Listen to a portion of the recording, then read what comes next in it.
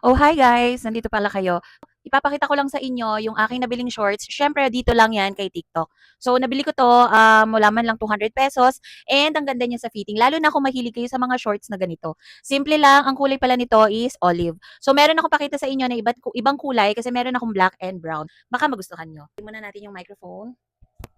So, ipapakita ko lang sa inyo yung shorts na nabili natin dito kay TikTok Shop.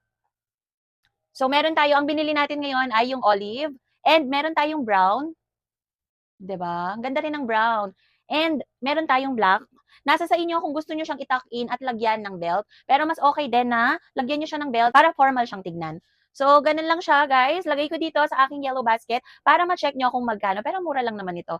So, ayan. Pili na lang kayo ng kulay kasi ang dami niyang available na colors ngayon, lalo na magpapasko. Dali lang niyang bagayan. Ang ganda ng quality at saka mura lang siya.